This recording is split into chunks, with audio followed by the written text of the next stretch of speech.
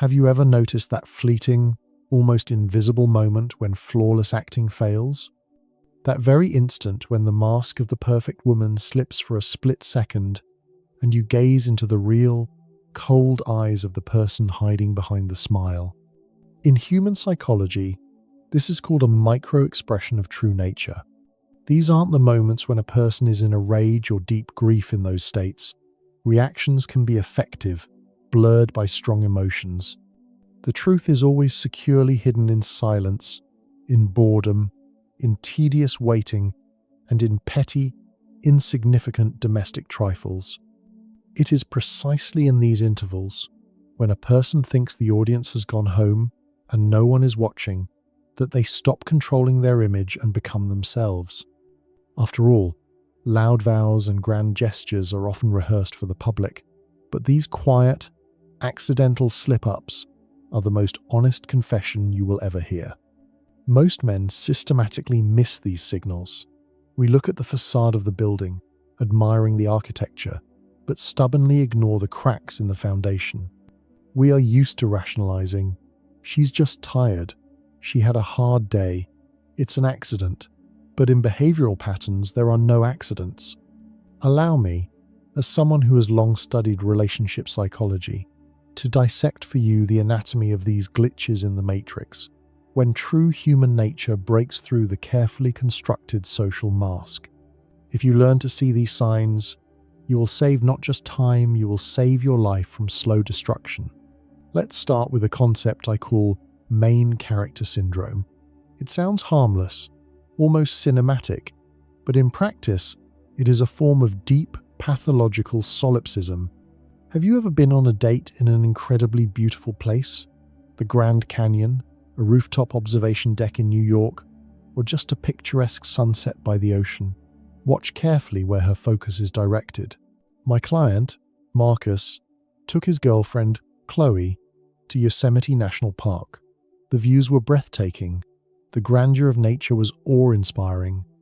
But in 3 hours of walking, Chloe never once looked at the mountains with her own eyes, only through her iPhone screen. She took 400 photos. When Marcus suggested simply sitting on a rock, being silent, and enjoying the moment, she replied irritably, "We haven't chosen a photo for stories yet. The light is fading." For her, nature, Marcus himself, and that unique moment existed exclusively as decorations for her digital avatar. In that second, she revealed her true essence. The world exists to serve as a background for her image. If you enter into a relationship with such a person, be prepared for the fact that you, too, will become just a prop. A convenient, useful, but inanimate object necessary to maintain the picture of a successful life. The next critical marker is the boredom test. At the beginning of a relationship, during the demo version period, we try to entertain each other. But life doesn't consist of fireworks and travel. Life is traffic jams on the highway, lines at the airport, waiting for a dentist appointment, quiet Tuesday evenings. This is where the mask slips fastest. A person who lacks an inner core and self-sufficiency perceives the absence of external stimuli as personal torture. I observed a telling scene at the Denver airport.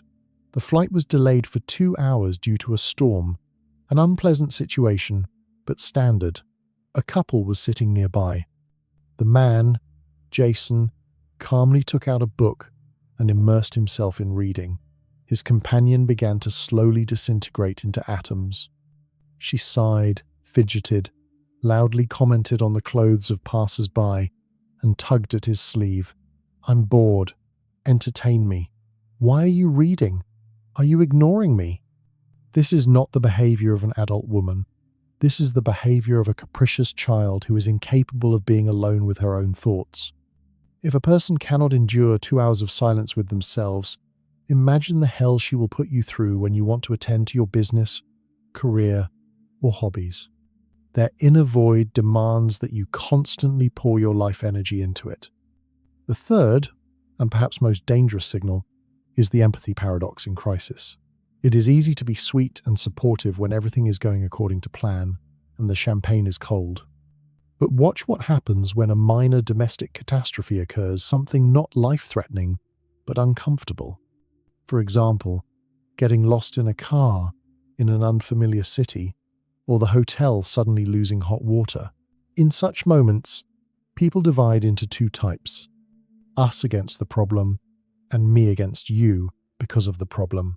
The true nature of an egocentric person under stress instantly looks for someone to blame, and that culprit will always, without exception, be you.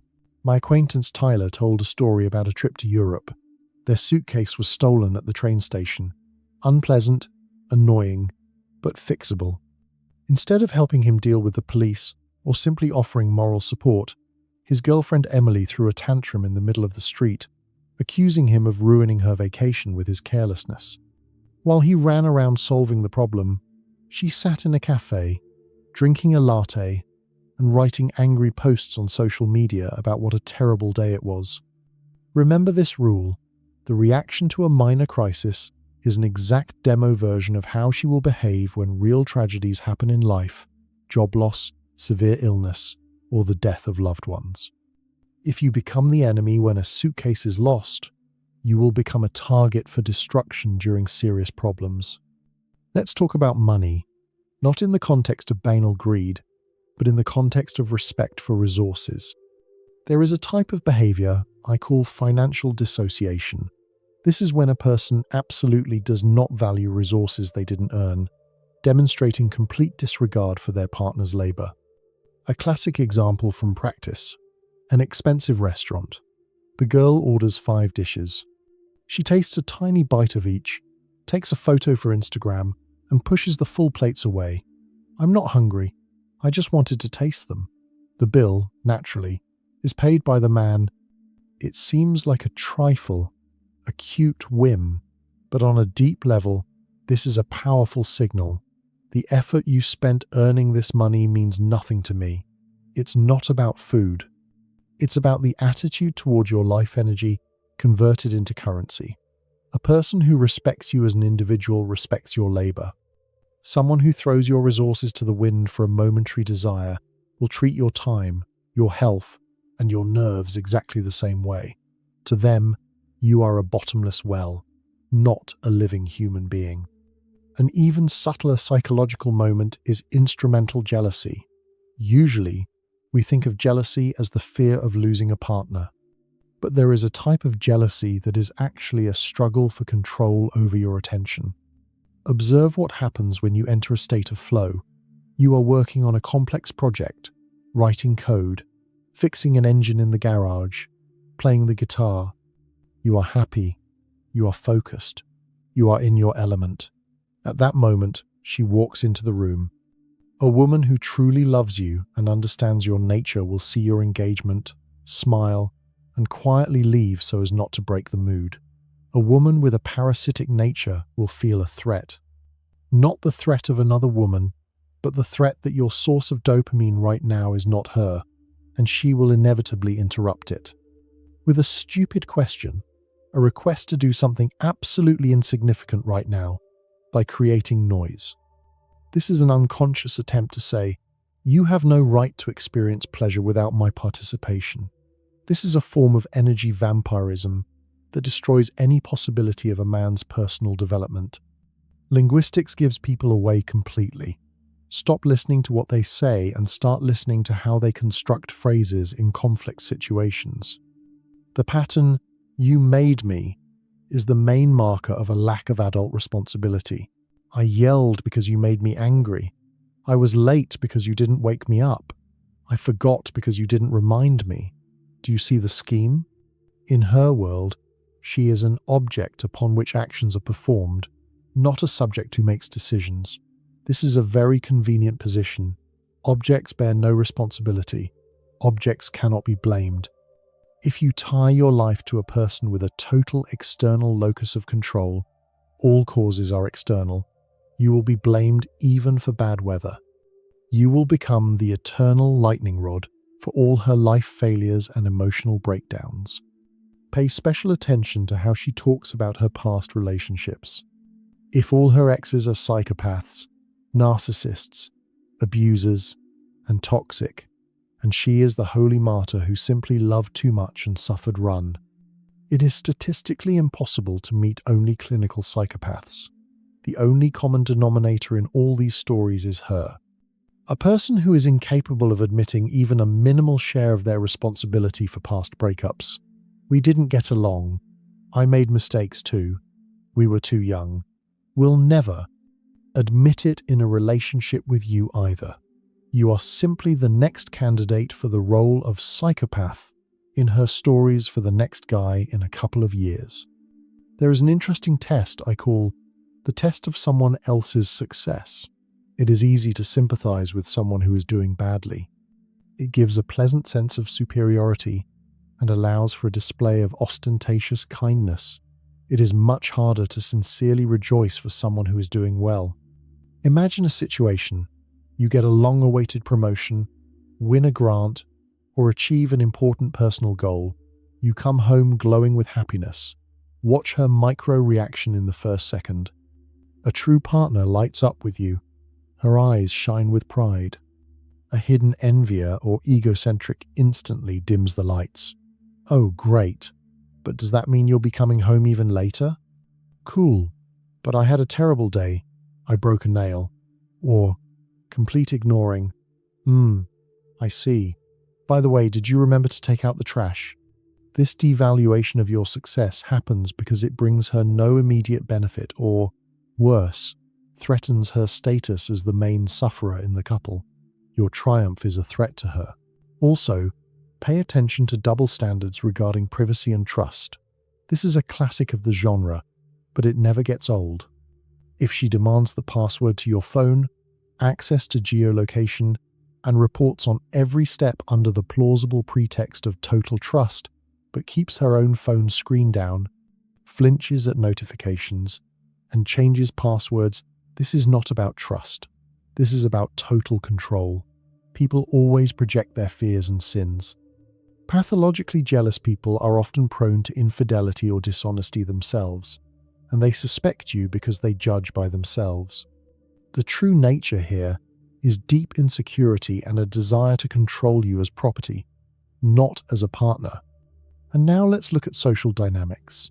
How does she behave in the company of your friends or family when you step away for a minute? I was at a party where my friend Brandon's girlfriend, let's call her Brittany, was charming itself while he stood nearby. She laughed, kept up the conversation, was the life of the party. As soon as Brandon walked away to the bar for drinks, her face instantly turned into a stony, bored mask. She took out her phone and completely ignored the polite attempts of his friends to talk to her. As soon as he returned, the smile switched back on like a light bulb at the flip of a switch. This is the behavior of a social predator. She does not respect his circle. She is just going through the motions to maintain control over him. This shows that the people in your life are just annoying hindrances to her, background noise, not part of your world that needs to be respected. Another powerful indicator that never fails is attitude towards service staff. Yes, it's a cliche, but let's dig deeper. It's not just about whether she is rude to the waiter. It's about whether she sees living people or functions in them. Watch how she interacts with couriers, cleaners, taxi drivers, cashiers. If these people are invisible to her, if she doesn't even nod in response to a greeting, doesn't say a basic thank you, rolls her eyes at a delay, this is a sign of a profound empathy deficit. A person who is nice only to those who can be useful to them, to you while you have resources, to the boss, to influential friends, is a cold strategist, not a kind person. And as soon as your utility runs out, you will become as transparent and invisible to her as that courier who delivered the pizza. True nature often reveals itself in health issues, not her health, but yours. Men tend to hide weakness. We are used to powering through illness on our feet, but sometimes we do crash. Flu, high fever, a sports injury. In healthy relationships, the partner switches into care mode. In toxic relationships, into irritation mode.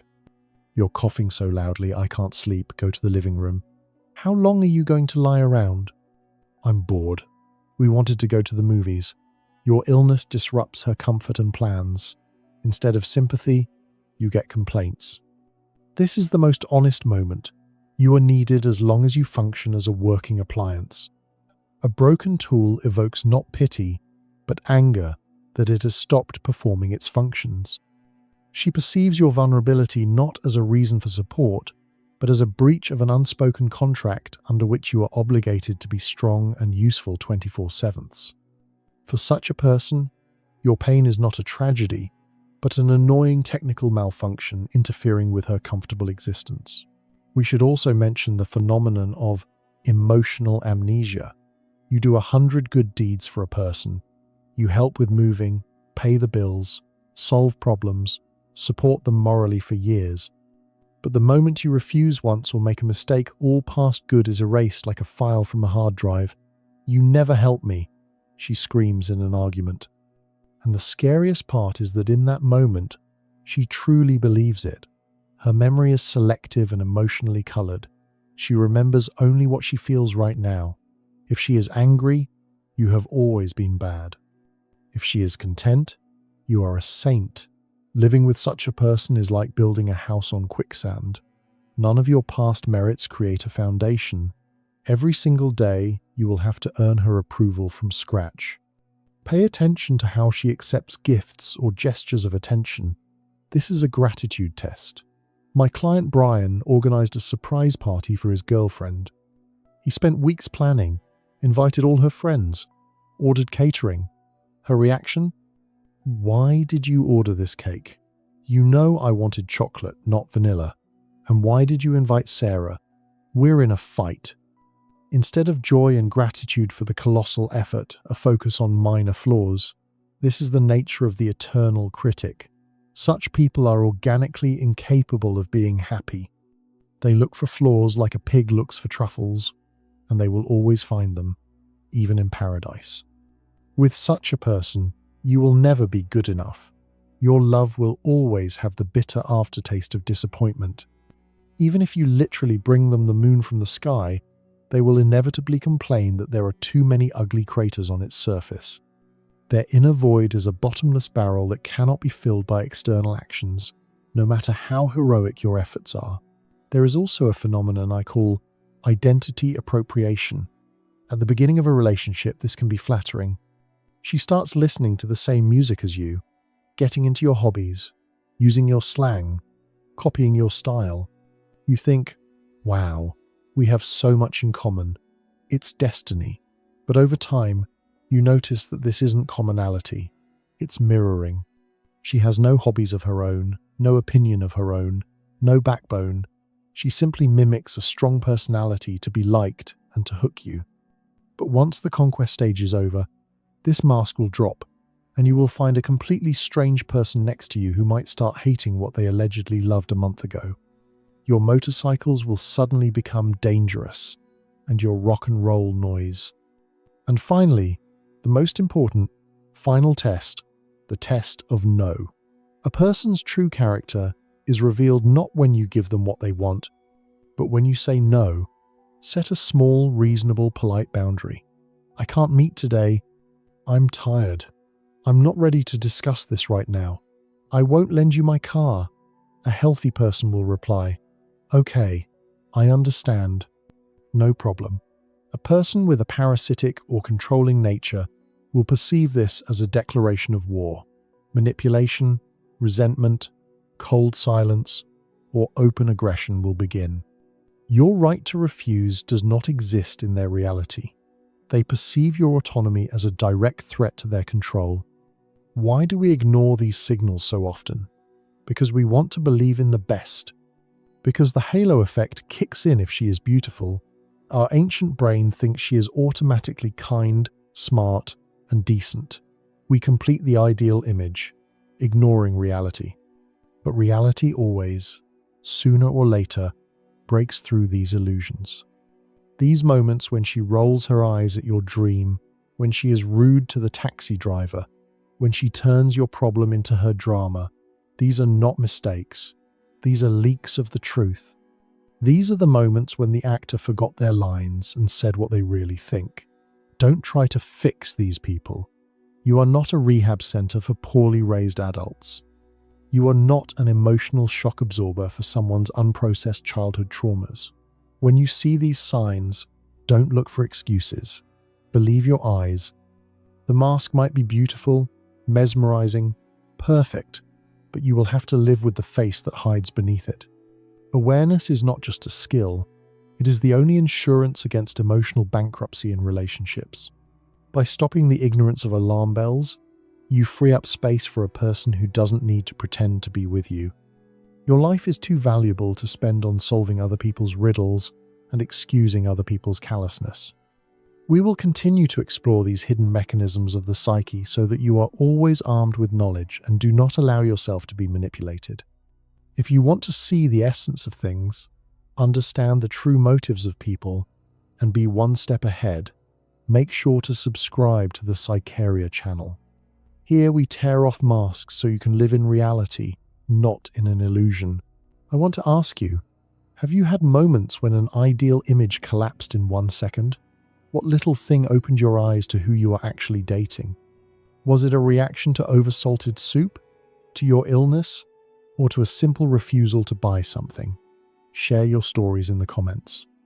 Your experience could become the warning that saves someone else from a fatal mistake. Let's discuss this honestly, without embellishment, just as we know how.